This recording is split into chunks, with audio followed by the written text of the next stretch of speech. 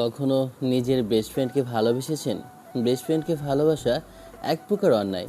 আর যদি মেয়েটা হয় আব্বুর বন্ধুর মেয়ে, তাও আবার নিজে থেকে বয়সে 6 মাসের সিনিয়র, এমন কাউকে ভালোবাসা জীবনের সবচেয়ে বড় ভুল। এমনটা কেন বলছি সেটা আপনারা খুব শীঘ্রই বুঝতে পারবেন। জীবনে কখনো কখনো এমন পরিস্থিতি আসে যে পরিস্থিতিতে আমাদের নিজেকে মানিয়ে নিতে হয়। সব সময় জেদ ধরে নয়, কিছু কিছু সময় নিজেকে কন্ট্রোলে রেখে আর আবেগটাকে দমিয়ে রেখে তারপর নিজেকে সামনের দিকে এগিয়ে নিতে হয়। মাঝে মধ্যে তো ভালোবাসার মানুষগুলোকেও ভালো রাখার জন্য তাদেরকে ছেড়ে চলে যেতে হয়। আমাদের এবারের গল্পটা ঠিক তেমনই। আমরা সবসময় তাকেই ভালোবাসি যাদের কাছে আমাদের ভালোবাসা, আবেগ, ইমোশন আর অনুভূতির কোনো মূল্য থাকে না। যারা আমাদেরকে অবহেলা করে, আমরা বারবার তার কাছেই ফিরে যাই। আমরা তাকেই ভালোবাসি যাকে পাওয়ার কোনো সম্ভাবনা আমাদের থাকে না। ঠিক তেমন করেই ঈশান তার আব্বুর বন্ধুর বাসায় যবে থেকে গিয়েছিল, তবে থেকেই তার মেয়েটা বলেছিল, আজকে থেকে তুই আমার বেস্ট ফ্রেন্ড। তোকে আমি সবচেয়ে বেশি বিশ্বাস করি।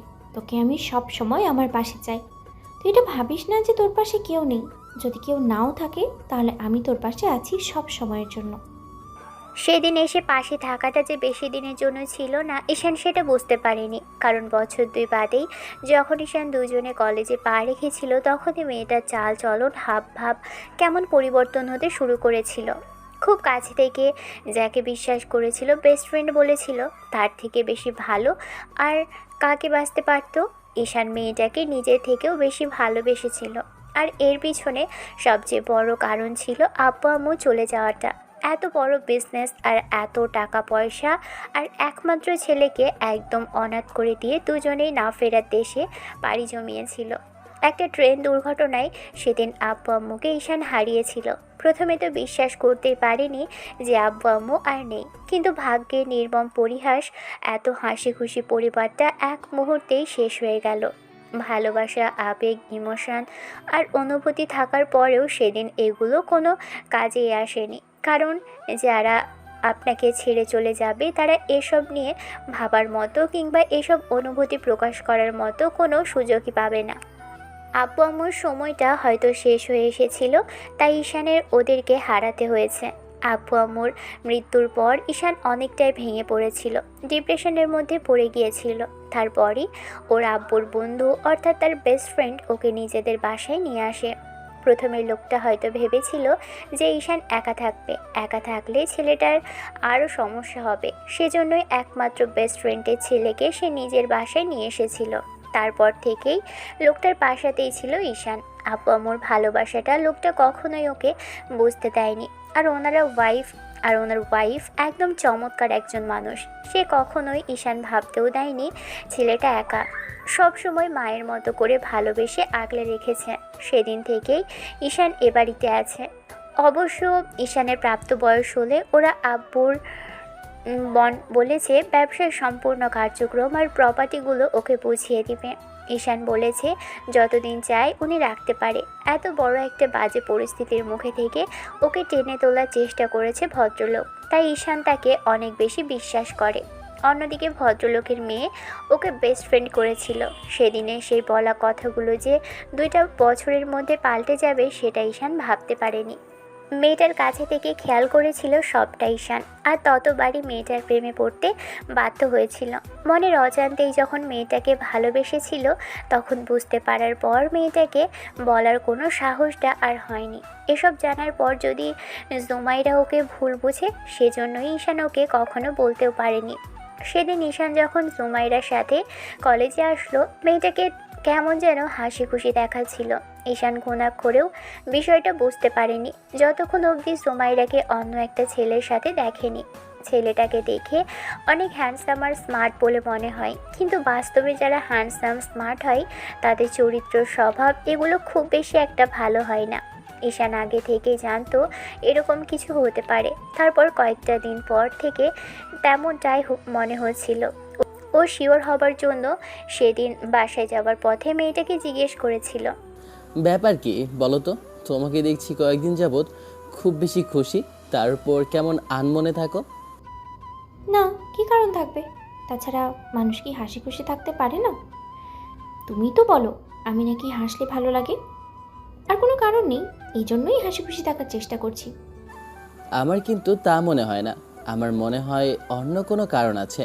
তুমি যদি না বলো তাহলে আমি নিজে থেকেই বের করব। হুম, কারণ তো একটা আছে, কিন্তু এখন বলা যাবে না। কারণটা কি তাহলে ওই ছেলেটাকে দেখছি কয়েকদিন যাবৎ তোমার আশেপাশেই ঘুরঘুর করছে, আর প্রথম থেকেই তোমার সাথে কথা বলার চেষ্টা করছে, আর তুমি ওকে সুযোগ দিচ্ছ। জুমাইরা অবাক হলেও বলতে লাগলো। না, মানে আসলে ও আমাকে পছন্দ করে, আর তারপর আমারও ওকে ভালো লাগে, সেই জন্যই আর কি আমি ওকে আমার আশেপাশে আসতে, না মানে ও যখন বলছিল আমাকে ওর ভালো লাগে, পছন্দ করে, তখন থেকেই ভাবছি এত কিউট আর হ্যান্ডসাম একটা ছেলে আমাকে পছন্দ করে, সেটা নিয়ে আর কি। মানে তুমি কি বলতে চাইছো?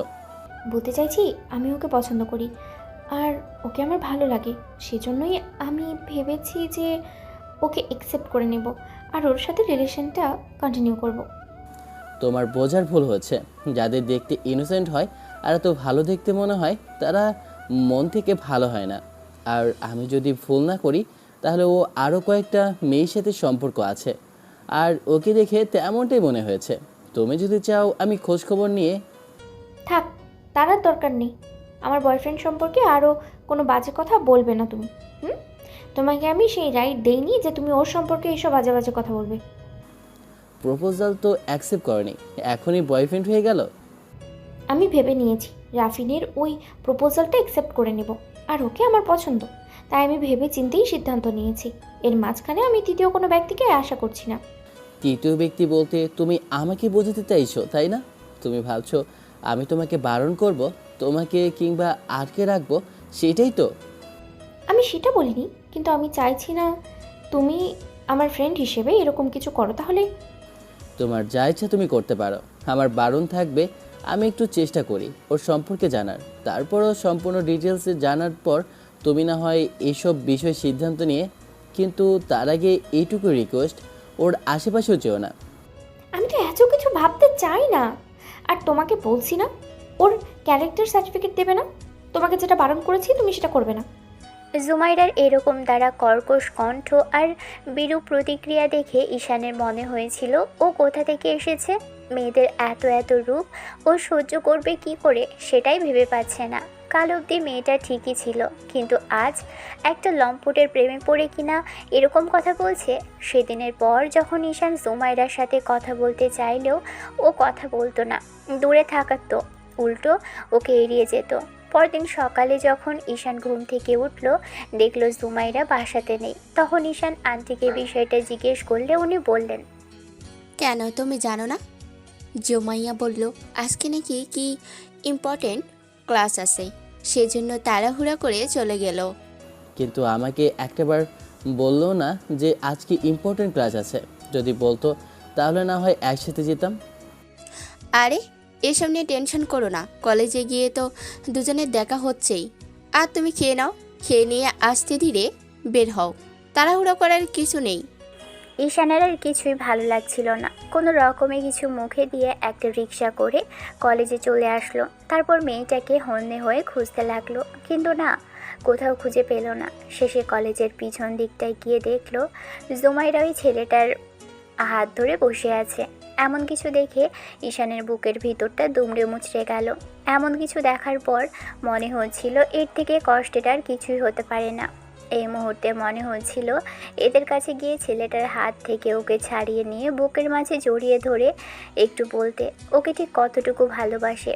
ঈশান কাল অবধি সবটা বুঝতে পারেনি, কিন্তু এই মুহূর্তে ভালোবাসার মানুষটাকে অন্য কারো সাথে অন্য কারো হাত ধরে বসে থাকতে দেখে মনে হচ্ছে পৃথিবীর সবচেয়ে কঠিন আর বাজে পরিস্থিতিতে এই মুহূর্তে ওর সামনে। ঈশান কি করবে জানে না, তবে কিছুক্ষণ ধরে দাঁড়িয়ে ওদের কথোপকথন শুনতে লাগলো। তারপর আবারও পরক্ষণে মনে হতে লাগলো, ওই বা আমাকে কেন ভালোবাসা যাবে?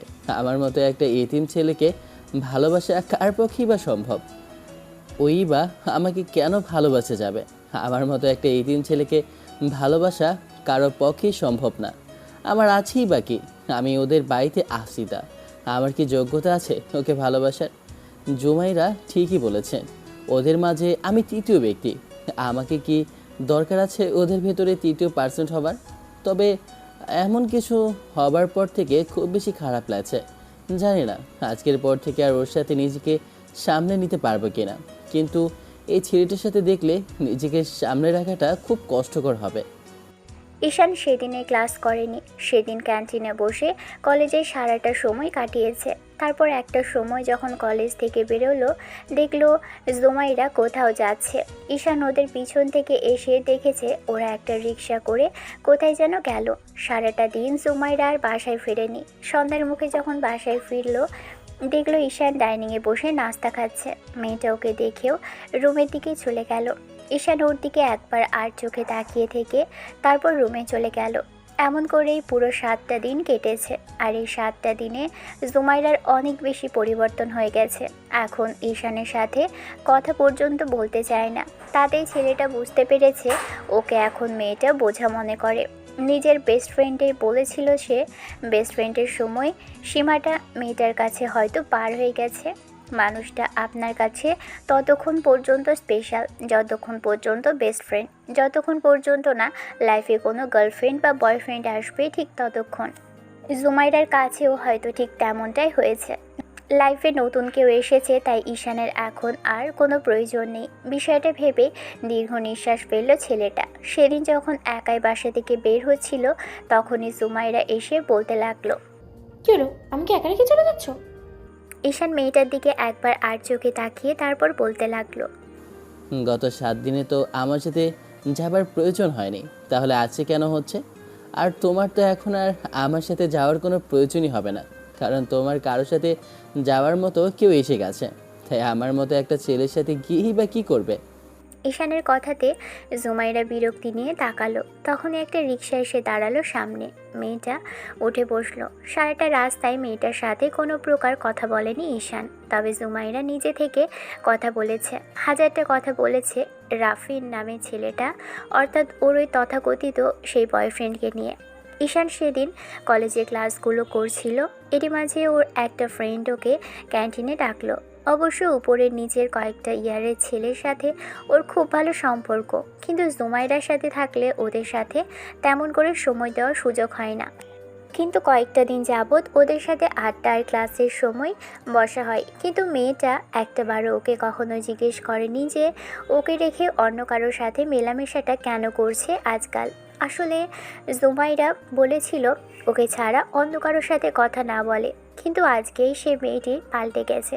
ঈশানের সেদিন মনে হতে লাগলো যে ওরা হঠাৎ আজ কেন ডাকলো। ঈশান একটা ক্লাস শেষ করে ছেলেগুলোর সাথে দেখা করলো। তাদের মধ্যে থেকে একজন বলতে লাগলো, ভাই, তোমার কথা মতো ওই ছেলেটার সব খোঁজ খবর নিয়েছিলাম, আর খোঁজ খবর নেওয়ার পর জানতে পারলাম ওই ছেলেটা খুব একটা সুবিধার না।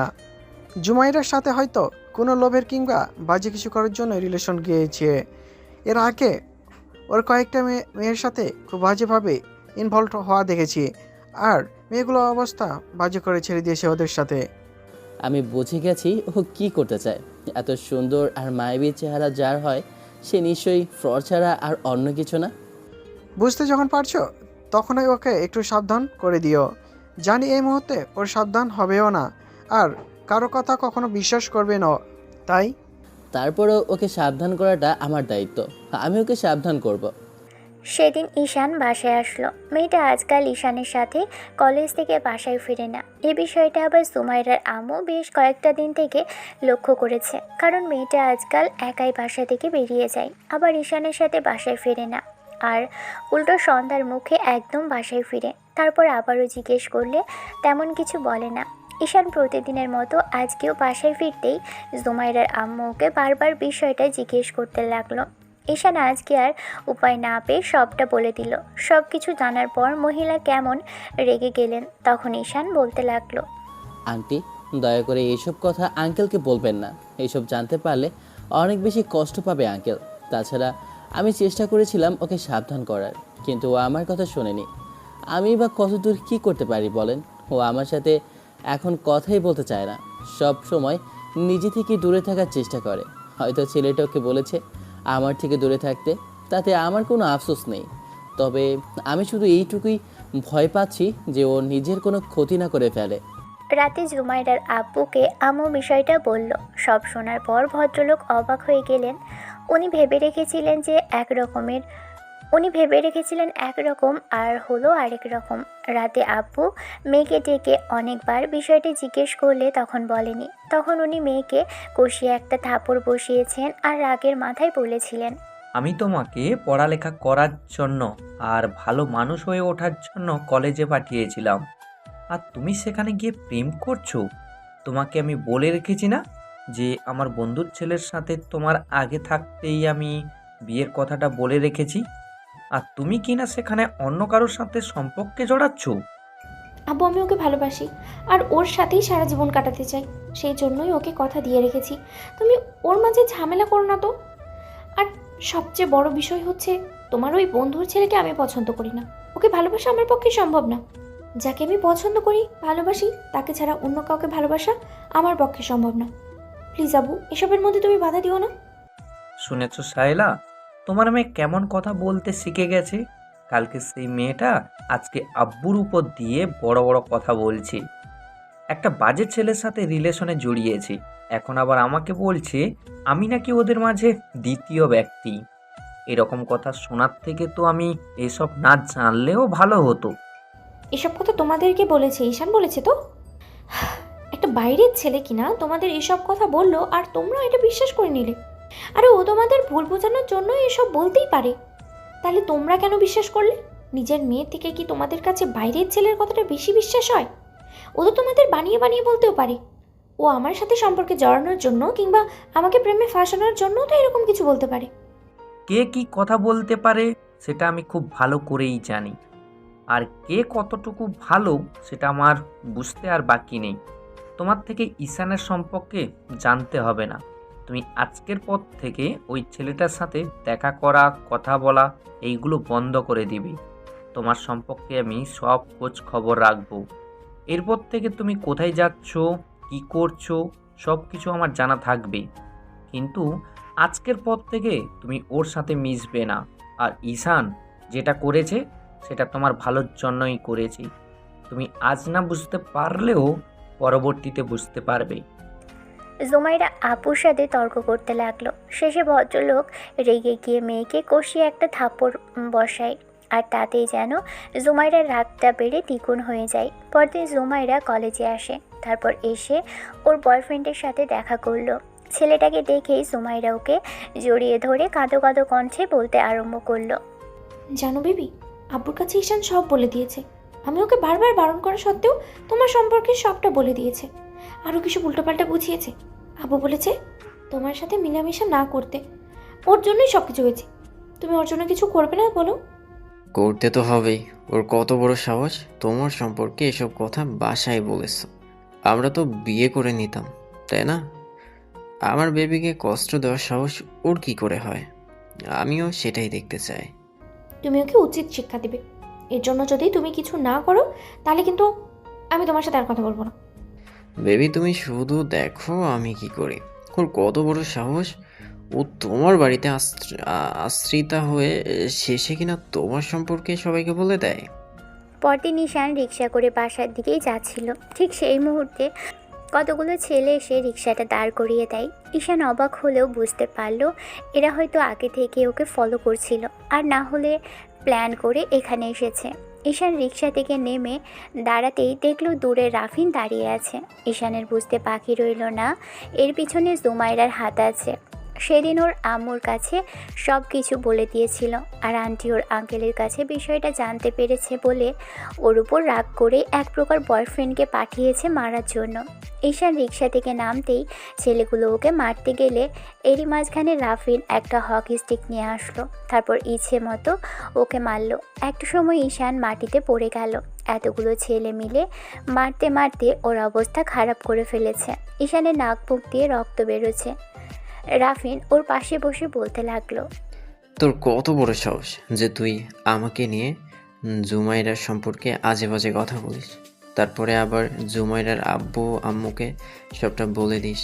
শোন, তুই যদি চাস যে ওদের ভুল বোঝাবুঝি বোঝাতে পারিস, কিন্তু জুমাইরাকে কখনো আমার বিপক্ষে নিতে পারবে না, কারণ ওকে আমি এমনভাবে বুঝিয়েছি এত সম্পর্কে, তাতে ও আর কখনোই তোকে বিশ্বাস করবে না।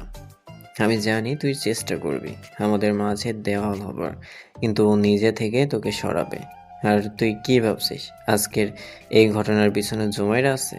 তাহলে তাই ও নিজেই তোকে মারতে বলেছে, তোকে মেরে একদম হাড় গোড় ভেঙে দিতে বলেছে। তুই যদি আবার আমাদের মাঝখানে বাধা হোস তাহলে তোর খবর আছে, আমরা যা ইচ্ছা তাই করব। তোর সাহস কি করে হয় আমাদের মাঝখানে দেওয়াল সৃষ্টি করার? আজকের পর তুই বুঝতে পারবি এই রফিনের সঙ্গে পাঙ্গা নেওয়ার পরিণাম কি হতে পারে। তুই ভাবতেও পারছিস না আমি তোর সাথে আরও কতটা খারাপ করতে পারি। আজকের পর তুই আমাদের মাঝখানে আসবে না, যদি আসিস সেটা কিন্তু তোর জন্য ভালো হবে না, বলে রাখলাম। ঈশানের চোখ জোড়া বন্ধ হয়ে আসলো। তারপর আর কিছুই মনে নেই। ছেলেটা ওর সাথে আর কোনো প্রকার কথা বলতে পারেনি, সেন্সলেস হয়ে গিয়েছিল। তারপর যখন জ্ঞান ফিরেছে তখন বুঝতে পেরেছে হসপিটালে আছে। আশেপাশে ওর বন্ধুরা বসেছিল, তার উপর আঙ্কেল আন্টি ওর বেডের পাশে বসে আছে। এবার ঈশানের জ্ঞান ফিরতেই আন্টি বলতে লাগলো, বাবারে কি হয়েছে তোর? আর কে করেছে তোর এই অবস্থা? একটাবার শুধু বল, দেখ আমরা তার কি হাল করি। না আন্টি, তেমন কেউ কিছু করেনি। আসলে আমি বাসার ফেরার সময় একটা গাড়ির সাথে একটু ধাক্কা লেগেই পড়ে গিয়েছিলাম, আর তারপর এরকম কিছু হয়েছে। তুমি এসব নিয়ে টেনশন করো না, আমি খুব শীঘ্রই সেরে উঠবো, দেখবে। কিন্তু ডক্টর বলল তোমার কোনো অ্যাক্সিডেন্ট হয়নি, তোমাকে কেউ বাজেভাবে মেরেছে, সেটা বোঝা যাচ্ছে। তুমি আমাদের থেকে কিছু লুকানোর চেষ্টা করো না। ভালোই ভালোই বলছি, বলে দাও এরকম করেছে, কার জন্য তোমার এই অবস্থা। না হলে এরপর যখন আমি জানতে পারবো সেটা কিন্তু ভালো হবে না। এবার ঈশান আঙ্কেলের একটা হাত দু হাতের মুঠোয় নিল। কিছু বলতে যাবে তার আগেই ভদ্রলোক হাতটা ছাড়িয়ে নিল। ঈশান আবারও জোর করে হাতটা দু হাতের মুঠোয় নিয়ে বলতে লাগলো। আঙ্কেল আন্টি বারবার বলার জন্য জোর করতেই ঈশান বলতে লাগলো, আঙ্কেল, আমি জানি আজ বাদে কাল তুমি সবটা ঠিকই জানতে পারবে। তুমি চাইলে এইসব সম্ভব, তাই আমি হাত জোর করছি। এইসব বিষয়ে কাউকে কিছু বলো না, আমি তোমাকে সবটাই বলবো। তবে তুমি কথা দিবে এরপর তুমি এসব নিয়ে কোনো ঝামেলা করবে না। আমি বলবো না, ঠিক আছে, তুমি আমাকে বলো, কিন্তু কোনো কিন্তু না, যে করেছে তাকে তুমি কিছু বলবে না, সে আমাদের খুব চেনা জানা। আঙ্কেল আন্টি, তোমাদের মেয়ে এরকমটা করেছে, তার বয়ফ্রেন্ডকে পাঠিয়েছিল আমাকে মারার জন্য। তারাই আমাকে জুমাইরার আব্বু আম্মু ভাবতেও পারেনি তাদের মেয়ে এতটা নিচে নামবে আর এত বাজে পরিস্থিতি সৃষ্টি করবে। শেষে কিনা যাকে বেস্ট ফ্রেন্ড বলেছিল তাকেই এত বড় একটা বিপদের মুখে নিজে থেকে ঠেলে দিবে। মেয়েটা কি অন্ধ হয়ে গেছে? নিজের ভালোটা বুঝতে পারছে না? জুমাইরার আব্বু বেশ খানিকটা রেগে উঠে যেতে নিলে তখন ঈশান ওনার হাত ধরে ফেললো আর বলতে লাগলো, আঙ্কেল, তুমি আমাকে কথা দিয়েছো এরপর থেকে তুমি এসব নিয়ে কোনো ঝামেলা করবে না। তুমি জুমাইরাকে বলবেও না যে তুমি এইসব জানো, আর ওকে এসব নিয়ে কোনো কিছু বলাও যাবে না, কারণ এসব নিয়ে আরও বেশি ঝামেলা হবে। আমি চাইছি না আমার জন্য তোমার ফ্যামিলিতে আর কোনো ঝামেলা হোক। যেটা হয়েছে সেটার জন্য আমি নিজেকেই দায়ী করছি। দয়া করে তুমি জুমাইরাকে কিছু বলবে না। কি বলছিস? এত বড় একটা অন্যায় করেছি আমাদের মেয়ে, আর তুই বলছিস কিনা তাকে কিছু বলবো না? দেখ, যে অন্যায় করেছে তাকে শাস্তি পেতেই হবে। যদি আজকে শাস্তিটা না দেই তোর আঙ্কেল, তাহলে মেয়ে আজ বাদে কাল এর থেকে বড় অন্যায় করে ফেলবে। সেই সুযোগটা আর হবে না, কারণ আমি ওর পেছনে লোক লাগিয়ে রেখেছি। আর ও যদি চেষ্টা করেছে ঝুমেরার কোনো ক্ষতি করার, তাহলে ওরা আমাকে খবর দেবে। কিন্তু তোমাকে আমার জন্য একটা কাজ করতে হবে আঙ্কেল। কী কাজ করতে হবে সেটা বলো। আঙ্কেল, আমি আর চাইছি না এখানে থাকতে। আসলে আমার এখানে আর ভালো লাগছে না, তাই আর চাইছি দেশের বাইরে চলে যেতে। কি বলছিস এগুলো? তুই আমাদের ছেড়ে চলে যাবি? আর একা একা ওখানে গিয়ে থাকবে কি করে? তোকে রেখে আমরা থাকবোই বা কী করে? তুই আসার পর আমাদের ছেলের অভাবটা পূরণ হয়েছে। তোকে ছাড়া থাকার কথা ছিয়ে আমরা কল্পনাও করতে পারি না। আমি কি একেবারের জন্য চলে যেতে চেয়েছি, নাকি আমি পড়ালেখাটা শেষ করব তারপর আবার চলে আসব? কিন্তু তোমার আন্টি তোমাকে যেতে দিবে না, কখনো যেতে দিবে না। তার একটা ছেলে নেই, তুমি আসার পর তার ছেলের অভাবটা পূরণ হয়েছে। তাছাড়া তুমি যদি বাসাতে না থাকো তাহলে আমরা কি করে থাকবো বলো? তুমি চলে গেলে আমাদের কাছে খুব খারাপ লাগবে। আমার বন্ধুকে দেওয়া কথা যে আমি পূরণ করতে পারবো না, আর তুমি। আঙ্কেল, সব কথা সব সময় পূরণ করতে হয় না। তাছাড়া আমাদের কিছু কিছু সময় নিজেদের কথা থেকেও পিছিয়ে আসতে হয়। যে মানুষটা নেই তার একটা কথা আমি রাখতে চাই, কিন্তু সেটাও তোমরা রাখতে দিতে চাইছো না। আঙ্কেল, বললাম তো সব কথা সব সময় রাখতে নেই, আর চেষ্টা করলেও সব কিছু রাখা যায় না। তোমাদের মেয়ে এই মুহূর্তে কোনো কিছুই বুঝতে পারবে না। আমরা যেটাই বলবো তোমাদের মেয়ে ভাববে তার জন্য আমরা খারাপ কিছু চাইছি, কিংবা তার ভালো নয়। উল্টো তার খারাপ কিছু আমরা চাই বলে তার বয়ফ্রেন্ডের থেকে তাকে আমরা আলাদা করতে চাই। কিন্তু দিন শেষে ওকে বুঝতে দাও ও কত বড় একটা বাস্তবতার সম্মুখীন হতে চলেছে, আর কত বড় বাজে পরিস্থিতির মুখে নিজেকে ফেলেছে। সেটা একটাবার ওকে বুঝতে দাও। যখন সবটা বুঝতে পারবে, সব কিছু চোখের সামনে চলে আসবে, তখনই নিজের ভুলটা বুঝতে পারবে। আর আমি চেষ্টা করব ওর যেন কোনো ক্ষতি না হয় সেটা দেখার। কিন্তু তোমাদের ওকে খেয়াল রাখতে হবে, আর ওই ছেলেটার সম্পর্কে সব কিছু ওকে জানাতে হবে। ওর সম্পর্কে বাজে কিছু বললেও সেটা বিশ্বাস করবে না, কিন্তু প্রমাণ দেখালেও সেটা বিশ্বাস করতে পারে। কিন্তু ততদিন আমি এখানে আর থাকতে চাইছি না। আমি যদি ওকে কিছু বলি কিংবা কোনো প্রমাণ দিই, তাতেও বিশ্বাস করবে না। তাই বলে তোমাকে এখান থেকে চলে যেতে হবে? এরকম একটা কাজ করলে আমাদের কাছে খুব খারাপ লাগবে বাবা। তুই এখান থেকে যাস না প্লিজ। আমি বলছি যে তোকে এখানে থাকতে হবে না, কিন্তু তুই এখান থেকে কয়েকটা দিনের জন্য একটু দূরে চলে যাস। তারপর যখন আমার মেয়েটা ঠিক হয়ে যাবে তারপর না হয়। না আন্টি, আমি এখানে থাকতে চাই না, আর আমার এখানে থাকার ইচ্ছেটাই মরে গেছে। আর সবচেয়ে বড় বিষয় হচ্ছে আমি এখানে থাকলে ঝামেলা হবে, এমনকি নিয়ে আমার প্রাণ নিয়েও সংশয় হতে পারে। তোমরা কি চাও যে আমি বেঁচে থাকি? তাহলে আমাকে এখান থেকে যাওয়ার ব্যবস্থা করে দাও আঙ্কেল, প্লিজ। ঈশানের এরকম তারা কথা শুনে আঙ্কেল আন্টি কিছুক্ষণ চুপ করে রইল। তারপর ওকে সপ্তাহখানেকের মধ্যে লন্ডনে যাওয়ার একটা ব্যবস্থা করে দিল। কিন্তু জুমাইরা এত কিছু জানে না। 15টা দিনের মাঝে পার হয়ে গেছে, কিন্তু মেয়েটা এখনও জানে না ঈশান বাসাতে নেই।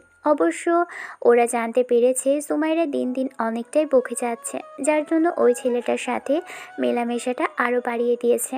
আর ঈশানের এই চলে যাওয়ার পিছনের কারণটা যে মেয়ের বাবা তার খোঁজ খবর নিয়ে জানতে পেরেছে তার মেয়েটা খুব বেশি বকে গেছে। 15 দিনের মাথায় সেদিন যখন জুমাইরা বাসায় এসে ঈশানকে দেখতে পেল না, তখন ওর কেমন যেন বিষয়টা সন্দেহ লাগলো। তারপরও আব্বু আম্মুকে কিছু জিজ্ঞেস করেনি, কিন্তু ততদিন কেউ জানতে পারেনি যতদিন জুমাইরা চোখটা খুলেছে। কারণ ঈশান এসব সম্পর্কে খুব ভালো করেই জানতো যে ও চলে যাওয়ার পর ওই ছেলেটা খুব তাড়াতাড়ি খবর পাবে। জুমাইরা না জানতে পারলেও মেয়েটার সেই তথাকথিত বয়ফ্রেন্ড সেটা জেনে যাবে। সেটা জেনেই ওদের পিছনে লোক লাগিয়ে রেখেছিল। রাফির নামের ওই ছেলেটার ক্ষতি করার জন্য সময় সুযোগ খুঁজছিল।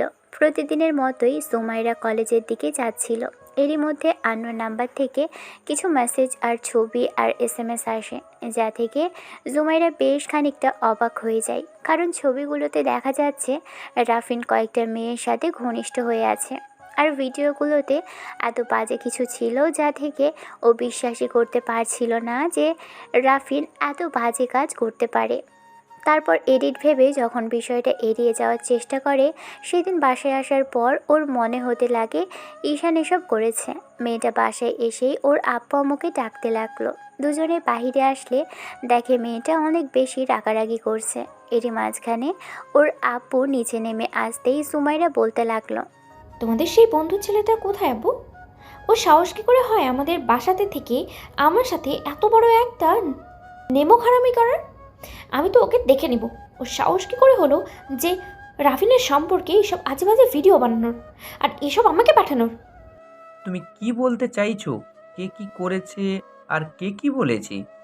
ঈশান নিশ্চয়ই রাফিনকে ফাঁসানোর জন্য আজে বাজে আরও কথা বলেছে, আর এইসব আজে বাজে ভিডিও ওই আমাকে পাঠিয়েছে। আমি সেটা খুব ভালো করেই বুঝতে পারছি।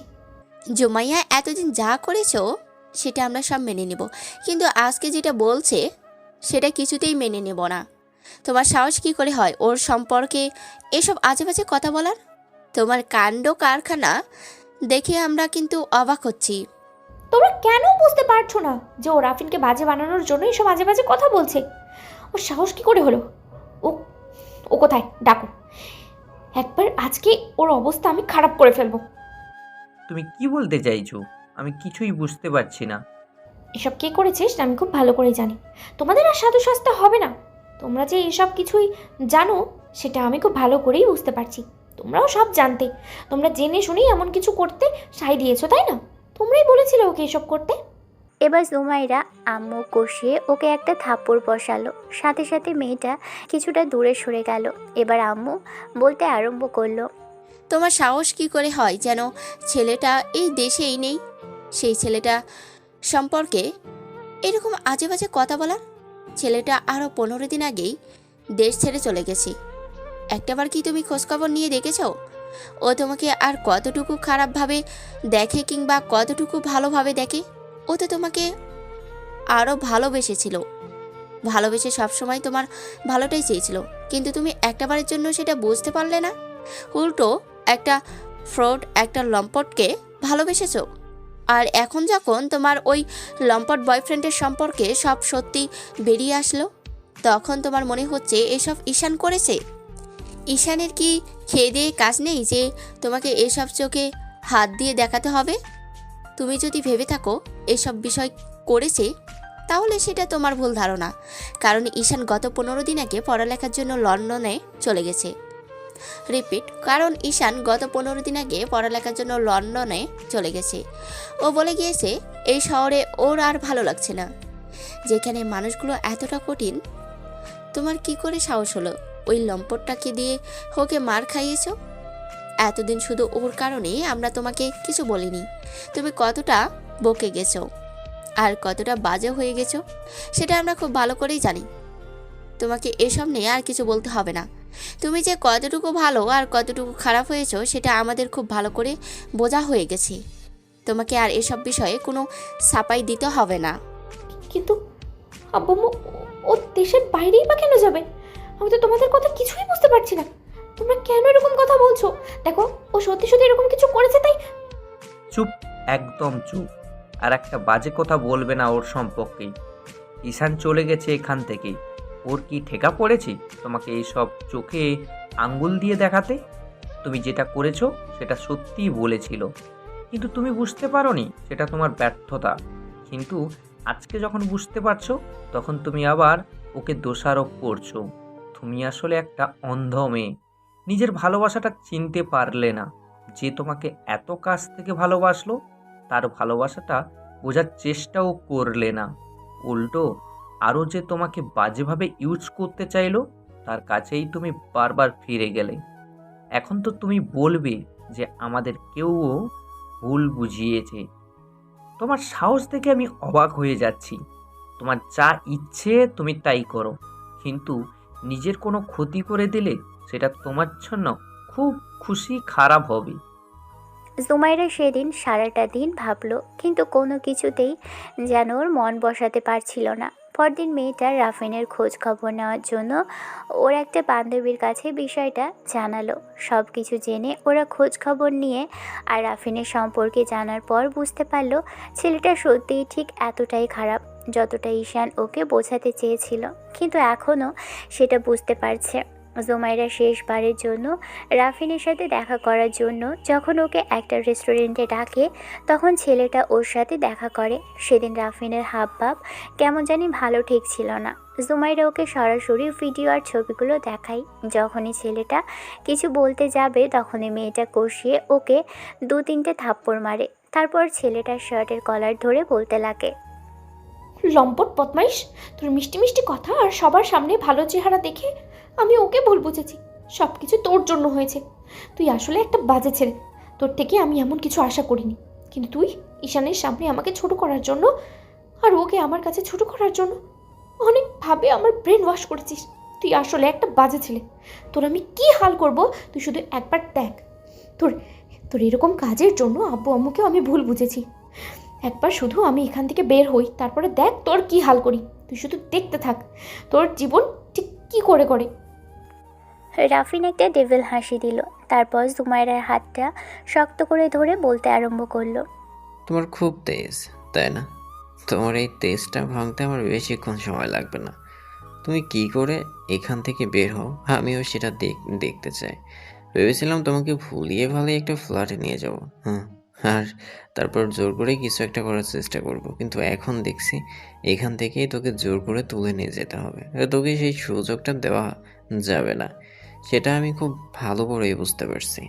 রাফিন জুমাইরার হাত শক্ত করে ধরে ওকে নিয়ে বাহিরের দিকে যেতে গেলে মেয়েটা ছোটার জন্য ছটফট করতে লাগলো। রাফিন জুমাইরাকে একটা থাপ্পড় মারল। ওর এমন কর্মকাণ্ডে জুমাইরা হতভম্ব হয়ে গেল। তারপর জোর করে মেয়েটাকে বাহিরে নিয়ে আসলো। সারা রেস্টুরেন্টের মানুষ দাঁড়িয়ে থেকে বিষয়টা দেখলো, কেউ কোনো প্রতিবাদ করলো না। তবে যখন বাইরে আলো তখন কাউকে একটা ফোন করলো। মিনিট খানেকের মধ্যে একটা গাড়ি এসে থামতেই রাফিন যখনই ওকে জোর করে উঠিয়ে নিতে যাবে, এরই মাঝে পুলিশের গাড়ির শব্দ হলো। সাথে সাথে পুলিশ এসে ওদের ধরে ফেললো। তারপর জুমাইরা ওদের সবটা বলল। সব শোনার পর আর প্রমাণ সময় দেখার পর পুলিশ রাফিনকে ধরে নিয়ে গেল আর মেয়েটাকে বাসায় পৌঁছে দিল। বাসায় পৌঁছে জুমাইরা সবটা বলতেই আব্বু আম্মু চুপ করে রইল, কোনো কথা বলল না। মেয়েটা একটু বাদে ঈশানের কথা জিজ্ঞেস করলো, তারপরও আব্বু আম্মু বলল না ছেলেটা কোথায় গেছে। মাঝে কেটে গেছে পুরো 4টা বছর, আর এই 4 বছরে জুমাইরার সাথে একটাবারও ঈশানের না দেখা হয়েছে আর না হয়েছে কথা। ঈশান নিজে থেকেই ওর পুরো পরিবারের সাথে যোগাযোগ বন্ধ করে দিয়েছিল। জুমাইরা ওই দিনের পর থেকে ঈশানের কথা যতবার আব্বু আম্মুকে জিজ্ঞেস করেছে, ওরা বলেছে কোনো হদিশ জানে না। উল্টো জুমাইরার আব্বু একদিন শুধু রাগের মাথায় বলেছিল, তোমার সাহস কি করে হয় ওর সম্পর্কে এসব কথা জিজ্ঞাসা করার? তুমি খুব ভালো করেই বুঝতে পারছো ও আর এখানে তোমার কিংবা আমাদের সাথে কোনো যোগাযোগ রাখতে চায় না। তুমি যে কাজটা করেছো এরপর আর যোগাযোগ রাখবেই বা কেন? এত কিছুর পরও তোমার এসব নাটক করতে হচ্ছে।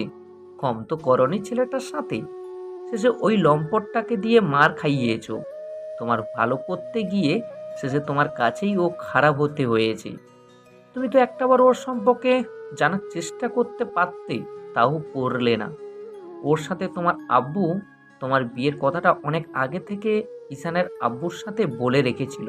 সেই জন্য আমি ছেলেটাকে বাসায় নিয়ে এসেছিলাম, যাতে তোমরা একসাথে থেকে নিজেদের চিনতে জানতে পারো, দুজনের মাঝে ভালোবাসার সৃষ্টি হয়, আর তারপরেই দুজনের এক হতে পারো। আর আমরা যদি সবটা জানতে পারি তারপর না হয় তোমাদের দুজনের বিয়ের কথাটা ভাববো। কিন্তু তুমি এরকমভাবে বকে গেলে, যার জন্য ছেলেটাকে এই বাসাতেই থাকতে দিলে না, ওকে কষ্ট দিতেও দ্বিতীয়বার ভাবলে না। আসলে তুমি একটা স্বার্থপর। যে ছেলেটা তোমাকে এত ভালোবাসলো, তুমি তার ভালোবাসাটা বুঝতে পারলে না, তার ভালোটা তুমি তো করতেই পারলে না। উল্টো সে তোমার ভালো করতে গিয়ে তোমার সামনে খারাপ হলো। তাই বলছি, আজকের ওর সম্পর্কে কোনো খোঁজ খবর নেওয়ার চেষ্টা করবে না, আর না ও কখনো আমাদের সাথে যোগাযোগ করবে না। তোমার সাথে কিংবা আমাদের সাথে ছেলেটা দেশে আসলেও কোনো কথা হবে, কারণ ও চায় না আমাদের সাথে কোনো যোগাযোগ রাখতে। ঈশান দেশ থেকে আসার পর কেটে গেল পুরো 4টা বছর। 4টা বছরে ছেলেটা নিজেকে গুছিয়ে নেওয়ার চেষ্টা করেছে। এখানের একটা ছোটোখাটো জব করেছে আর নিজের খরচটা নিজেই চালিয়েছে। চায়নি দেশে ফিরে যেতে, কিন্তু কেন জানি দেশে ফিরে যেতেই হচ্ছে। অনেক সময় অনেক কিছুই জানা থাকলেও করতে হয়। তেমনইভাবে ঈশানকেও দেশে ফিরে যেতে হলো। কিন্তু দেশে ফিরে যাওয়ার পর জানতে পারলো আজকে জুমাইরার বিয়ে হচ্ছে। ঈশান অবাক হলো না খুব বেশি একটা, কারণ অবাক হবার মতো তেমন কিছু না। হয়তো ওই লম্পটটার সাথেই বিয়ে হচ্ছে। ওই দিনের পর থেকে আঙ্কেল আন্টির সাথেও যোগাযোগটা বন্ধ করে দিয়েছিল ঈশান। শেষ একটা বছরে আঙ্কেল আন্টি অনেক রিকোয়েস্ট করার পরে ওদের সাথে যোগাযোগ করেছিল, তবে তাদের মেয়ের সম্পর্কে কখনো ঈশান জানতেও চায়নি, আর ওরা কখনো বলেওনি। ওই দিনের পর থেকে জুমাইরার কোনো ছেলের সাথে সম্পর্ক জড়ানো তো দূরে থাক, তেমন করে আর কারোর সাথে কথাও বলেনি। তাই জুমাইরার আব্বু আম্মু ভেবেছে যেহেতু ঈশানকে তাদের মেয়ে পছন্দ করে না, ঘৃণা করে, সেহেতু অন্য কোথাও বিয়েটা দিয়ে দিবে মেয়ের। জুমাইরাকে বিয়ের কথা বলা হলে ভদ্রমহিলাও বিয়েতে রাজি হয়ে গেল। আর তারপরই 1 সপ্তাহের মধ্যে বিয়ের তোড়জোড় শুরু হয়। ঈশান ওদের বাসাতে কিংবা ওর বিয়েতে আসতে চায়নি, কিন্তু আঙ্কেলের জোড়াজুড়ি আর আন্টির কান্নাকাটি শেষে আসতে হয়। জুমাইরা জানতে পারে ঈশান ওর বাসায় এসেছে। আম্মু ওকে বলেছিল। এরই মাঝে একজন এসে বলল ঈশান নামের কেউ একজন এসেছে। নামটা শোনার পরই আম্মু তাড়াহুড়ো করে রুম থেকে বেরিয়ে গেল। জুমাইরার মনে হতে লাগলো এই কি সেই ঈশান যে ওকে ভালোবাসতো। অনেক কথা বলার পরে ঈশান শেষে মেয়েটার রুমে আসলো, কারণ জুমাইরার বারবার ওর আম্মুকে বলেছিল ঈশানকে একটাবার দেখবে, ওর সাথে একটাবার কথা বলবে। শেষে ভদ্রমহিলা অনেক রিকোয়েস্ট করতেই ঈশান ওর রুমে আসলো। এসে দেখলো পার্লারের মেয়েগুলো সুমাইরাকে সাজাচ্ছে। ঈশান এসে কিছুক্ষণ দাঁড়িয়ে রইল। মেয়েগুলো কিছু একটা বলাবলি আরম্ভ করলে সুমাইরা বিরক্তি নিয়ে আয়নার দিকে তাকাতেই দেখলো ঈশানের মতো কেউ একজন পকেটে হাত দিয়ে ওর পিছনে দাঁড়িয়ে আছে। মেয়েটা মুহূর্তের মধ্যেই পিছন ফিরে তাকালো। তারপর যখনই ঈশানকে দেখলো সবাইকে চলে যেতে বলল। ভদ্রমহিলা নিজে থেকেই এগিয়ে এসে ঈশানের সামনে দাঁড়ালে ছেলেটা মাথা নিচু করে ফেলল। মেয়েটাকে একবারের জন্য ভালোভাবে দেখলো না। জুমাইরা কিছু বলতে যাবে তার আগে ঈশান বলতে লাগলো, কংগ্রেস নতুন জীবনের জন্য। তুমি এতদিন পরে এসেছো, আর আসলে তো আসলে, আর একটু আগে আসতে পারলে না? তুমি না আমাকে ভালোবাসতে, তাহলে অন্য কারোর হয়ে যেতে দিচ্ছ কি করে? তুমি তো একটা বার আমাকে বলতে পারতে তুমি আমাকে ভালোবাসো, অন্তত দেশে তো ফিরে আসতে পারতে। তুমি এত দূরে কেন ছিলে? পারতে না একবার আমার কাছে এসে আমাকে ভালোবাসার কথাটা বুঝিয়ে দিতে? অন্তত একটা দিনের জন্য হলেও নিজের ভালোবাসাটা দাবি করতে পারতে। দেখো, আজ আমার বিয়েটা অন্য কারোর সাথে হয়ে যাচ্ছে, তুমি কেন এরকম করলে? তোমার এরকম একটা কাজের জন্যই আজকে তোমাকে হারতে হচ্ছে। আজব ক্যারেক্টার তো আপনি। আমি আপনাকে ভালো কেন বাসে যাব? তাছাড়া আপনাকে ভালোবাসার মতোই বা কী আছে? আপনি আমার আব্বুর বন্ধুর মেয়ে, তার মানে এই না যে আমার আপনাকে ভালোবাসতে হবে। তাছাড়া আপনার বয়ফ্রেন্ড আছে, তার সাথে হয়তো আপনার বিয়ে হচ্ছে। আমি চাইছি না এইসব বিষয়ে কোনো কথা বলতে। দেখুন ম্যাডাম, আপনার বিয়ে হচ্ছে, সেটার জন্য আঙ্কেল আমাকে ডেকেছিল, তাই আমি এসেছি। তার মানে এই না আপনি এসব আজে বাজে কথা বলবেন। আর আজ বাদে কাল এসব হবারই ছিল। আপনি কাউকে ভালোবাসতেন, তাকে পেয়ে গেছেন, ব্যাস। এসব নিয়ে আর কোনো কথা বলবেন না। আপনাদের সাথে আমাদের একটা পারিবারিক সম্পর্ক ছিল, সেই জন্য আঙ্কেল ডেকেছে, আমি এসেছি। তুমি মিথ্যে বলছো। তুমি এখনো আমাকে ভালোবাসো। তুমি ভালোবাসো বলেই এসেছো, আর সেই জন্যই এখন এসে আমার সামনে দাঁড়িয়ে আছো। তুমি কষ্ট পাচ্ছ একটু একটু করে আমাকে ভালোবেসে। নিজেকে অনেক দূরে রেখেছিলে যেন আমার সাথে তোমার আর দেখা না হয়। তুমি জেদ করে দূরে চলে গিয়েছিলে। একটাবার আসতে পারতে। আমি ভুল করেছি, তার জন্য আমাকে একটা সুযোগ দিতে পারতে, কিন্তু সেটা তুমি করনি। উল্টো আমাকে রেখে আরো দূরে চলে গেলে। সেটা কি আমাদের জন্য খুব ভালো হয়েছে ঈশান? আজব তো, আমি কেন আপনাকে ভালোবাসে যাব? বললাম না আমি আপনাকে ভালোবাসি না। খামাখা এইসব কথা কেন বলছেন আপনি? এই মুহূর্তে অন্তত মিথ্যে কথা বলো না। তুমি যেমন আমাকে ভালোবাসতে, তেমনই তুমি চলে যাওয়ার পর আমি তোমার ভালোবাসাটা রিয়েলাইজ করতে পেরেছিলাম, বুঝতে পেরেছিলাম আমি অন্যায় করেছি। আর এত বড় অন্যায় করেছি, সেটার জন্য এখন নিজের কাছে নিজে অনুতপ্ত লাগছে। কিন্তু তুমি আসতে বড্ড দেরি করে ফেললে ঈশান। এতদিন বাদে আসলে, আর যেদিন আসলে সেদিনই আমার বিয়ে হয়ে যাচ্ছে। দেখো, বিয়ে হয়ে যাচ্ছে তো বিয়েটা করে নিন। আমি এতে কি করতে পারি? আঙ্কেলের সাথে আমার একটা ভালো সম্পর্ক ছিল, তার কথাতেই আমি এই বাসাতে এসেছি। তার মানে এই না যে আপনার সাথে আমার কথা বলতে আসতে হবে। আন্টি জোর করে পাঠালো বলেই আসলাম, না হলে আপনার মতো অহংকারী মেয়ের সাথে কথা বলতে কেই বা আসবে? তুমি এখনো রাগ করে এইসব কথা বলছো, তাই না? আমি জানি তুমি আমার উপরে রাগ করে আছো, কিন্তু দেখো, দিন শেষে তুমি আমাকে ভালোবাসো, সেটা তুমিও খুব ভালো করেই জানো। ভালোবাসা? কিসের ভালোবাসা? আমাকে কেউ ভালোবাসতেই পারে না। আমার মধ্যে একটা এদিন ছেলেকে কেউ ভালোবাসার কথা মাথাতেও আনতে পারে না। কি আছে আমার? আপনি সেটাই বলেছিলেন সেদিন, তাই না? এখন কেন আপনার মনে হচ্ছে যে আমি আপনাকে ভালোবাসি আর আপনি আমাকে ভালোবাসেন? ঈশান, আমি ভুল করেছি, তার জন্য আমাকে শাস্তি দাও। তারপর অন্তত আর যাই হোক এমন কিছু করো না যার জন্য তোমাকে আমার হারাতে হয়। অন্তত একটা সুযোগ দাও। দেখো, আজকের পর থেকে আর এরকম ভুল কখনো হবে না, বিশ্বাস করে দেখো একবার। কিসের বিশ্বাস? আমার আর কোনো বিশ্বাস নেই। আপনি যেটা করেছেন সেটা ঠিকই করেছেন। একটা অনাথ আশ্রিতা ছেলেকে তার জায়গাটা বুঝিয়ে দিয়েছেন। আপনাকে এই জন্য অসংখ্য ধন্যবাদ। যাই হোক, আপনার নতুন জীবনের জন্য শুভেচ্ছা। ভালো থাকবেন আর সবার সাথে মিলেমিশে থাকবেন। আর কখনো আমার সাথে যেটা করেছেন সেটা অন্য কারোর সাথে করবেন না। তাহলে অন্য কেউ আমার জায়গায় থাকলে সে আপনাকে ছেড়ে কথা বলবে না। তাই আমি যেটা বললাম সেটা মাথায় রাখবেন আর বিয়েটা করে নেন। অনেক ভালো ছেলে, আমি খোঁজখবর নিয়ে দেখেছি। ঈশান কথাগুলো বলেই পিছন ফিরে যখনই চলে যেতে নিবে তখনই জুমাইরা ওর শার্টের কলার ধরল। তারপর ঈশান ওর দিকে ফিরতেই মেয়েটা যেটা করলো সেটার জন্য ঈশান কখনো প্রস্তুত ছিল না। জুমাইরা ছেলেটাকে জাপটে দুহাতে জড়িয়ে ধরল আর ফুপিয়ে কেঁদে উঠল। মেয়েটার এরকম কর্মকাণ্ডে ঈশান হতভম্ব। কিছুক্ষণ কান্নাকাটি করলো মেয়েটা। একটা পর্যায়ে ঈশান ওকে জোর করে ছাড়িয়ে নিল আর মেয়েটা ফুপিয়ে ফুপিয়ে বলতে আরম্ভ করলো, কেন এরকম রাগ দেখাচ্ছ? তুমি তো জানো আমি তোমাকে ছাড়া থাকতে পারবো না। তাহলে কেনই বা এমন করে কষ্ট দিতে চাইছো? আমি ভুল করেছি, তার জন্য একটা সুযোগ তো দিতে পারো। অন্তত আমাকে একটাবার নিজের মতো করে ভালোবাসার চেষ্টা তো করতে পারো। দেখো দেখো, আমি জানি তুমি আমাকে এখনো ভালোবাসো। দয়া করে অন্তত আর এক আর যাই হোক দূরে সরিয়ে দিও না। তুমিও ভালো থাকতে পারবে না আর আমিও। 4টি বছর ভালো ছিলাম আর এখনও থাকতে পারবো। এমনটা নয় যে আপনার ভালোবাসা ছাড়া আমি ভালো ছিলাম না, অনেক ভালো ছিলাম আর এখনও ভালো থাকবো। দয়া করে এই ন্যাকামিটা করবেন না, কারণ আপনার সাথে আমি কোনো কথা বলতেই চাইছি না। ঈশান জোর করে মেয়েটাকে ছাড়িয়ে নিতেই ও যে কাজটা করলো সেটার জন্য ঈশান প্রস্তুত ছিল না।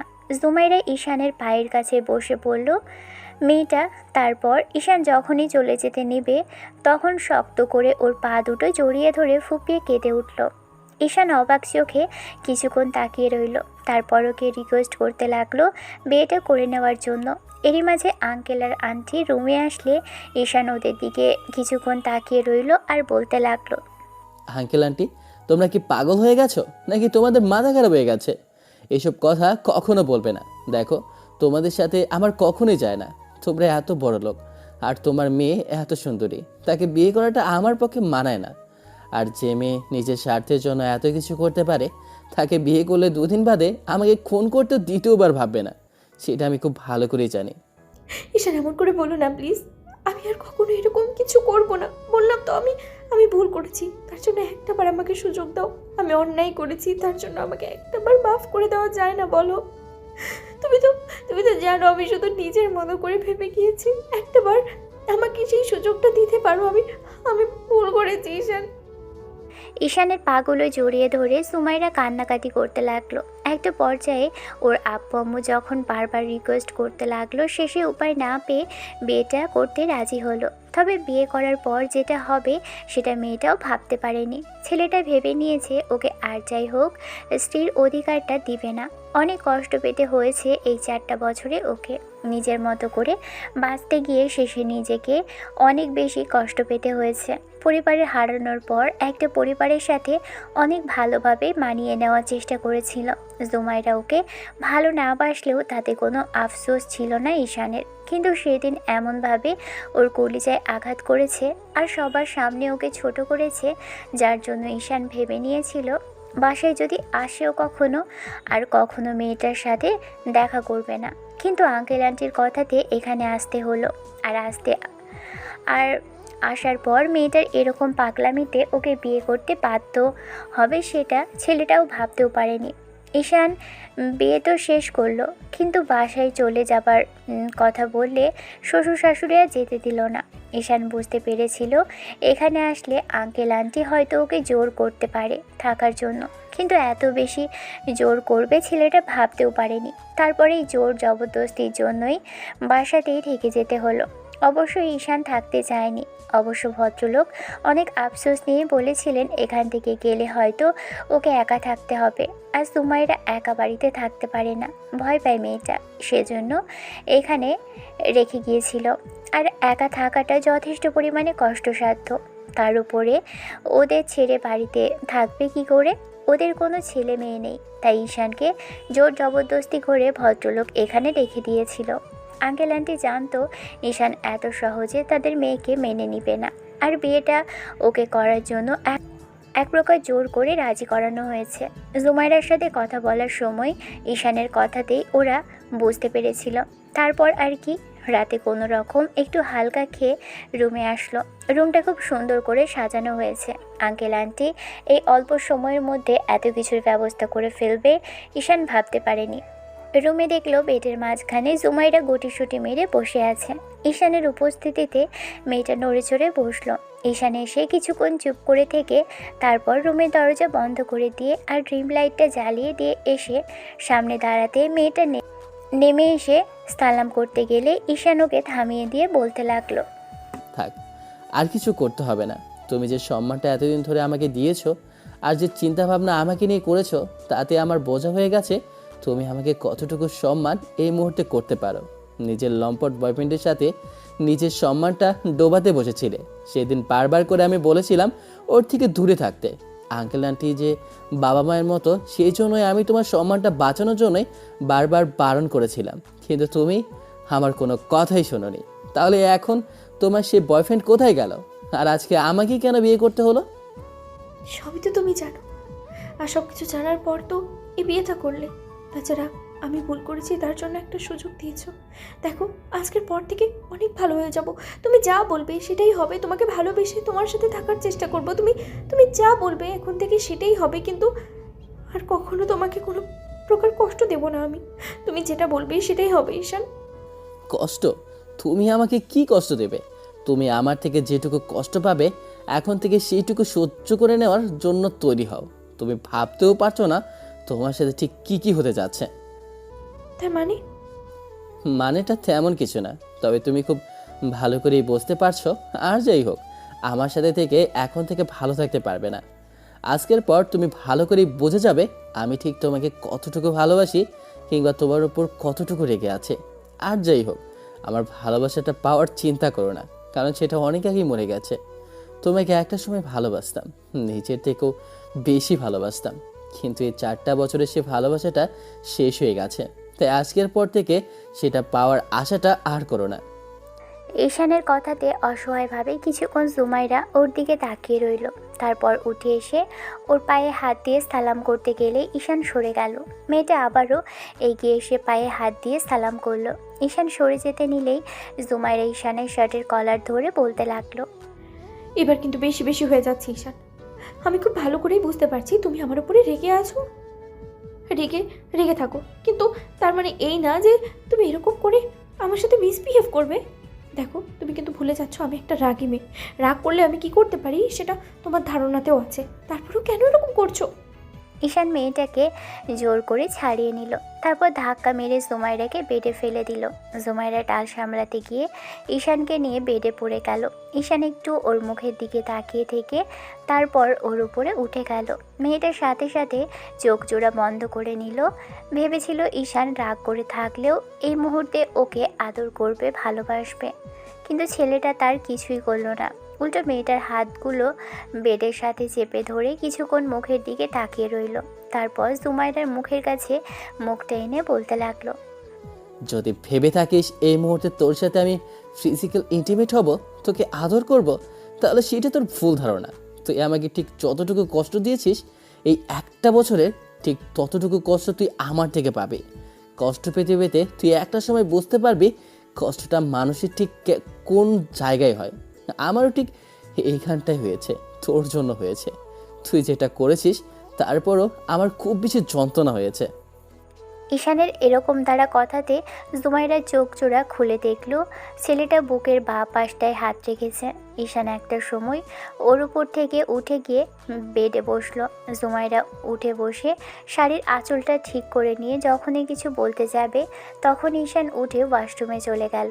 ফ্রেশ হয়ে এসে দেখলো জুমাইরা বেডে এখনও বসে আছে। ছেলেটা একটা চাদরের বালিশ নিয়ে বেড ছেড়ে যখনই সবার দিকে যেতে যাবে তখনই জুমাইরা বলতে লাগলো, সামান্য একটা ভুলের কারণে এরকম করে কষ্ট দিবে তুমি আমাকে?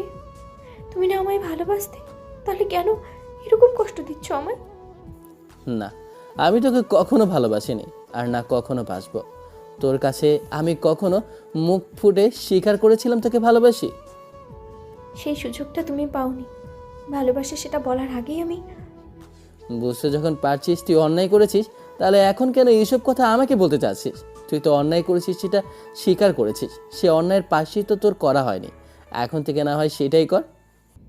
তোমার থেকে দূরত্বটা কি সেই প্রায়শ্চিত্ত করার জন্য যথেষ্ট ছিল না ঈশান? 4টা বছর তোমার থেকে দূরে থেকেছি, সেটাও কি আমার করা ভুলের শাস্তির জন্য যথেষ্ট ছিল না? তোমার থেকে কষ্ট পাওয়ার জন্য, দূরে থাকার জন্য আমি আস্তে আস্তে বুঝতে পেরেছি তোমাকে কতটা ভালোবাসি। যখনই বুঝতে পারলাম তখন অনেক দেরি হয়ে গেছে। বিশ্বাস করো, প্রচণ্ড পরিমাণে ভালোবাসি তোমাকে। এরকম করে আমাকে হাতরে সরিয়ে দিও না প্লিজ। যেটা হয়েছে সেটার জন্য আমি খুব বেশি সরি ঈশান, প্লিজ। আমি রিয়েলি সরি। ঈশান কথা বাড়ালো না, সোফায় গিয়ে শুয়ে পড়ল। তারপর মাঝরাতে বুঝতে পারলো কেউ একজন ওকে খুব শক্ত করে জড়িয়ে ধরে রেখেছে।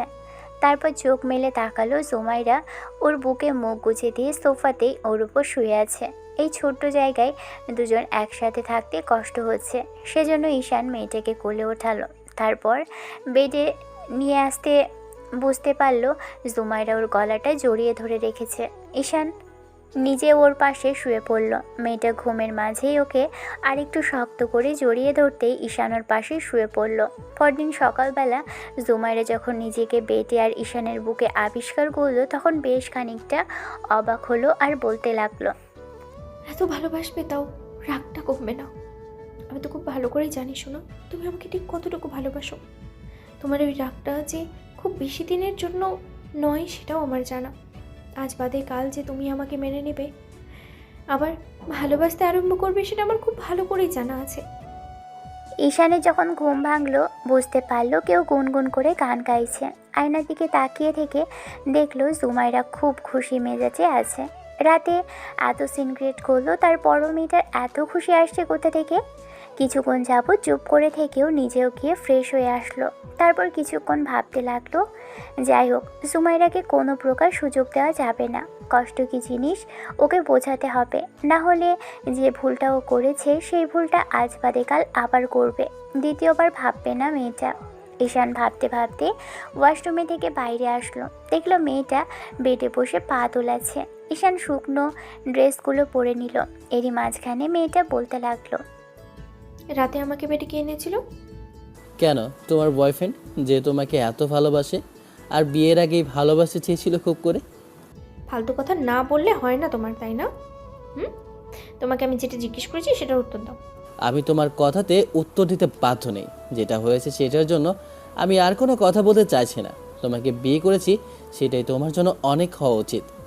ফালতু কথা বলো না তো, এখন একটু রাগটা কমাও। যেটা হয়েছে সেটার জন্য তো আমি সরি বলছি, তারপরেও কি? আব্বু আম্মুর মতো আঙ্কেল আন্টি থেকে 4টা বছর দূরে ছিলাম, সেই 4টা বছর ফিরিয়ে দিতে পারবে? আব্বু আম্মুর পরে যাদের থেকে খুব বেশি ভালোবাসা পেয়েছিলাম তাদের ভালোবাসাটা তুমি আমাকে আবার ফিরিয়ে দিতে পারবে? জুমাইরা চুপ করে রইল। তারপর একটা সময় মনে হতে লাগলো যে ঈশান ওর উপর রাগ করে আছে। আজ বাদে কাল রাগটা ঠিকই ভেঙে যাবে, কিন্তু কাল বিয়ের পর যে ওর কাছে আসেনি আর ওকে ভালোবাসেনি সেটা নিয়ে খুব আফসোস হচ্ছে মেয়েটার। তাই বলতে লাগলো, সেটা হয়তো ফিরিয়ে দিতে পারবো না, কিন্তু যেটা করেছি সেটার জন্য মাফ চেয়েছি। এখন থেকে আর কখনো তোমাকে কষ্ট দিব না, দেখো। ঈশান আর কথা বলল না, নিচে চলে গেল। জুমাইরাও ওর পিছন পিছন এসে খাবার টেবিলে বসলো। তারপর আম্মু খাবার দিতেই মেয়েটা হঠাৎ করে এমন একটা কথা বলে ফেললো যার জন্য ঈশানের লজ্জায় পড়ে যেতে হলো। বজ্জাত মেয়ে আব্বু আম্মুর সামনেই বলে বসলো, আমাকে একটু খাইয়ে দাও না ঈশান।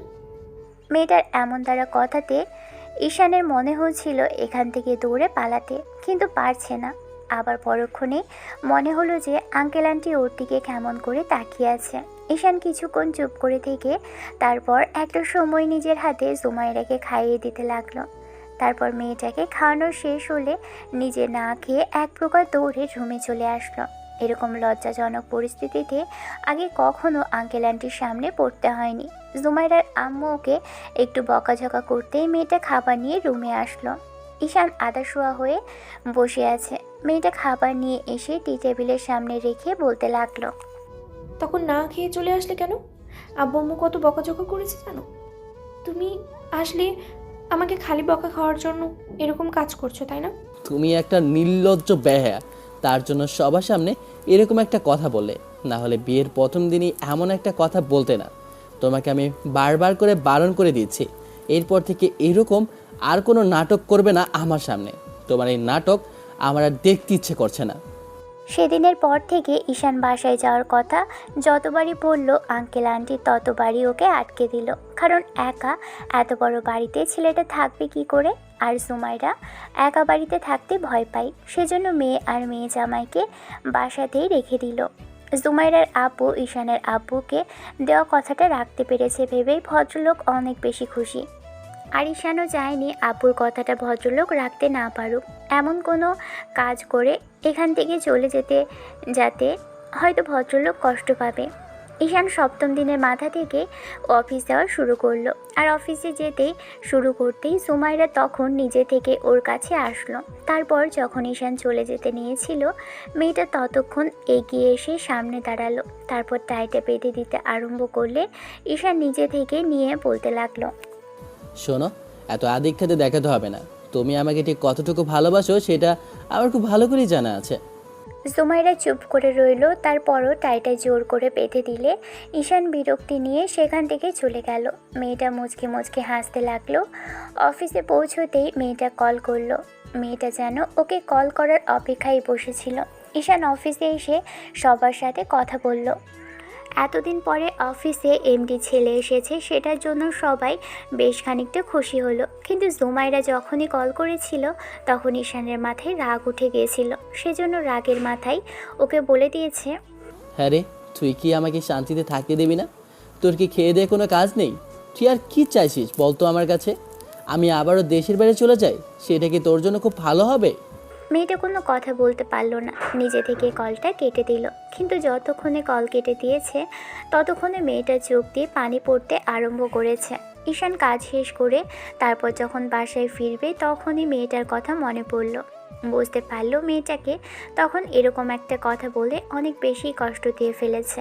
কিছুক্ষণ চুপ করে থেকে তারপর বাসার উদ্দেশ্যে আবার যখনই পা বাড়ালো, মনে হতে লাগলো মেয়েটাকে তখন এরকম করে বলা ঠিক হয়নি। ঈশান বাসায় আসলো, দেখলো মেয়েটা এই সন্ধ্যাবেলায় শুয়ে আছে। ঈশান একবার ওর দিকে তাকিয়ে থেকে গিয়ে ফ্রেশ হয়ে আসলো। তারপর জুমাইরাকে খেতে যাওয়ার কথা বললে তখন মেয়েটা যাচ্ছিল না। তখন ঈশান এক প্রকার রাগ করে মেয়েটাকে পাজাকোলা করে তুলল। ঈশানের এরকম কর্মকাণ্ডে মেয়েটা বেশ খানিকটা হকচকিয়ে গেছিল। তারপর ঈশানের গলাটা জড়িয়ে ধরে চুপচাপ ওর বুকে মাথা রেখে চুপ করে রইল। ঈশান জুমাইরাকে নিয়ে একটা চেয়ারে বসিয়ে দিতেই মেয়েটা সেই প্রথম দিনের মতো বলল ওকে খাইয়ে দিতে। ঈশান ওকে খাইয়ে দিল, নিজেও খেয়ে রুমে আসলো। জুমাইরা শুয়ে পড়তেই ছেলেটা যখনই সোফার দিকে যাবে তখনই মেয়েটা এমন একটা কথা বলল যার জন্য ঈশানের বুকের ভিতরটা কেঁপে উঠল। তখন না খেয়ে চলে আসলে কেন? আব্বু আম্মু কত বকাঝকা করেছে জানো?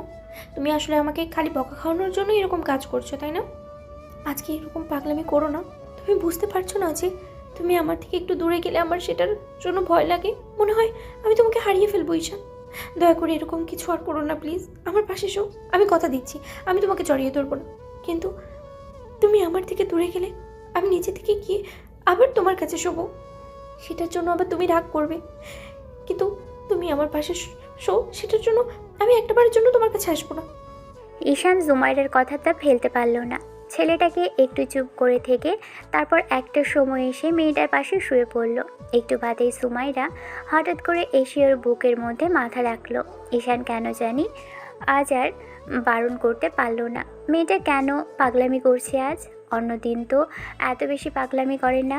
আজকে নিজে থেকে এসে বুকে মাথা রাখছে, তার উপর আবার নিজেই বলল যে কাছে আসবে না, এখন আবার নিজেই কাছে এসেছে। দুজনের মাঝে কিছুক্ষণ নীরবতা চলল। তারপর একটা সময় ঈশান মেয়েটার মাথায় হাত বুলিয়ে দিতে লাগলো। মাঝরাতের দিকে মেয়েটার প্রচণ্ড পরিমাণে জ্বর উঠল। ঈশান বুঝতে পারল সুমাইরা আজ ভিজেছে, কিন্তু আজ তো বৃষ্টি হয়নি, বৃষ্টি হওয়ার কোনো প্রশ্নই আসে না। তাহলে নিশ্চয়ই নিজে থেকে ওয়াশরুমে গিয়ে বেশিক্ষণ যাবৎ ভিজেছে। ঈশান মেয়েটার গালে কপালে হাত দিতেই বুঝতে পারল মেয়েটা অনেকখানি ভিজেছে, যার জন্য এত জ্বর বাঁধিয়েছে। অফিস শেষে বাসায় এসে যখন মেয়েটার এরকম দ্বারা কথা শুনে, তখনই ঈশানের মনে হয়েছে মেয়েটা হয়তো কিছু একটা ঘটিয়েছে, কিন্তু সেটা বুঝতে মাঝরাত অবধি অপেক্ষা করতে হবে ভাবেনি। ঈশান অনেকক্ষণ যাবৎ মেয়েটাকে বুকের সাথে জড়িয়ে ধরে রাখলো, তারপরও কাজ হলো না। একটু বাদে ওয়াশরুম থেকে পানি এনে মাথায় জলপট্টি দিল। অনেকক্ষণ ধরে জলপট্টি দেওয়ার পর জ্বরটা কিছুটা কমে যায়। তখনই ঈশান বুঝতে পারল যে মেয়েটা এখন কিছুটা হুঁশে আসছে। ঈশানের দিকে মেয়েটা এক দৃষ্টিতে তাকিয়ে রইল, তারপর একটা সময় নিজে আবারও ওর বুকে মাথা রাখলো। ঈশান ওর এরকম কর্মকাণ্ড কিছুক্ষণ যাবৎ চুপ করে থেকে দেখে বলতে লাগলো, এরকম পাগলামি কেন করেছো? তোমাকে বারণ করেছি না আমি বেশিক্ষণ ধরে শাওয়ার নিতে না? তারপরও আমার কথার অবাধ্য হয়ে বেশিক্ষণ ধরে শাওয়ারের নিচে গিয়ে বসে থাকার কি খুব বেশি দরকার ছিল তোমার? এখন যদি অসুস্থ না হতাম তাহলে এমন করে ভালোবাসতে না আজ। আমার গুরুত্ব তোমার কাছে ঠিক কতটুকু সেটা তো নতুন করে বুঝতে পারলাম। আমাকে ঠিক কতটা ভালোবাসো সেটাও বুঝতে দিতে না, তাহলে তাই না? ইচ্ছে করছে এখন নিয়ে গিয়ে এই রাতেই পানির মধ্যে ডুবিয়ে মারতে। আমাকে টেনশন না দিলে ভালো লাগে না তোমার, তাই না? সুমাইরা মুচকে হাসলো ঈশানের বুকের মধ্যে মুখ লুকিয়ে রেখে। তারপর একটু সময় মুখ তুলে টুস করে ছেলেটার গালে একটা চুমু খেলো। মেয়েটার এরকম কর্মকাণ্ডে ঈশান চুপ করে থাকে। তারপর একটু সময় ভাবতে লাগলো, এই মেয়েটা বড্ড বেশি পাকনামি করতে শিখে গেছে।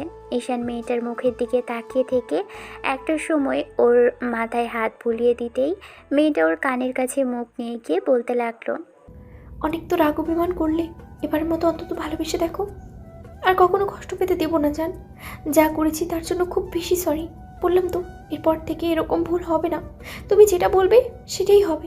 আজকে অন্তত আমাকে একটু আদর করো, এখন একটু ভালোবেসে নিজের সাথে জড়িয়ে নাও। সুস্থ হয়ে নাও, তারপর এসব নিয়ে ভাবা যাবে। এবার একটু ঘুমানোর চেষ্টা করো, আমি তোমাকে আদর করে দিচ্ছি। বললাম না আমার এই আদরে হবে না, আর অন্যভাবে আদর চাই ঈশান। পাগলামি করো না তো, যেটা বলেছি সেটা করো। তুমি আদর করবে কিনা বলো, যদি না করো সেটা কিন্তু খুব বেশি ভালো হবে না বলে দিলাম। আরে বাবা, এখন অসুস্থ শরীর, আদর করলে তোমার কষ্ট হবে, খারাপ লাগবে খুব। আর তারপর আরও বেশি সুস্থ হয়ে যাবে। আর বলেছি তো ভালোবাসবো এখন থেকে, আর কষ্ট দেব না। এরপর থেকে আর কখনো কষ্ট দিব না, দেখো। সুমাইরা গাল ফুলিয়ে রাখলো, তারপর বাচ্চাদের মতো করে বলতে লাগলো, তুমি আমাকে একটুও ভালোবাসো না। যদি ভালোবাসতে তাহলে এরকম করে আমার কথার অবাধ্য হতে না। আমার একটা কথা তুমি রাখতে চাও না। তোমাকে আমি যতবারই বলি ভালোবাসার কথা, তুমি ততবারই আমাকে এড়িয়ে যাও। কেন এরকম করছো শোনো? আমি তো বলছি আমি আর কখনো এরকম ভুল করবো না। তুমি যদি এখন আমাকে আদর না করো, ভালো না বাসো, তাহলে কিন্তু আমি আবারও নিজের কোনো একটা ক্ষতি করে বসবো। দেখো, তারপর কিন্তু তুমিই আমাকে হারাবে। আর কখনো আমাকে। সুমাইরা কথাটা শেষ করতে পারল না, তার আগেই ঈশান ও ঠোঁটের সাথে নিজের ঠোঁট মেশালো। মেয়েটা একটু মুচকি হাসলো, তারপর ঈশানের চুলগুলো খামচে ধরে ছেলেটার ঠোঁটে ঠোঁট মিশিয়ে রাখলো। ঈশান ওর ঠোঁটে আদর দিতে লাগলো। মিনিট পাঁচেক পর ওকে ছেড়ে দিল। মেয়েটা ওকে ছেড়ে দিয়ে কেমন যেন লজ্জা মাখা চোখে তাকিয়ে রইল। ঈশান আবারও মেয়েটার ঠোঁটের কাছে ঠোঁট আনতেই সুমাইরা চোখ জোড়া বন্ধ করে নিল। ঈশান ওর বুকের উপর থেকে শাড়ির আঁচলটা সরিয়ে দিল। সাথে সাথে মেয়েটা আরও লজ্জায় কুঁকড়ে গেল, কেমন হাঁসফাঁস করতে লাগলো। ঈশান ওর বুকে মুখ গুজে দিতেই মেয়েটা একদম স্তব্ধ হয়ে গেল। কিছুক্ষণ বাদে যখন বুঝতে পারলো ঈশান আজকে ওকে ভালোবাসতে চাইছে, আদর করতে চাইছে, তখন আর এক মুহূর্ত দেরি করলো না। ওকে নিজের সাথে মিশিয়ে নেওয়ার চেষ্টা করতেই তখন ঈশান আদরের মাত্রা বাড়াতে লাগলো। মেয়েটা একদম জোরে জোরে শ্বাস নিতে লাগলো। এই নিঃশ্বাসের শব্দগুলোই বলে দিচ্ছিল ঈশান ওকে ঠিক কতটুকু ভালোবাসে আর কতটুকু আদর করতে চলেছে। সময়ের সাথে সাথে দুজনের ভালোবাসাটা বাড়তে লাগলো। ভালোবাসাময় রাত কাটুক দুজনের, ভালো থাকুক ভালোবাসা। দেখা হচ্ছে অন্য কোনো দিন অন্য কোনো গল্পে। ততদিন পর্যন্ত সুস্থ থাকবেন, ভালো থাকবেন, আমাদের সাথেই থাকবেন। ধন্যবাদ। আল্লাহ হাফেজ।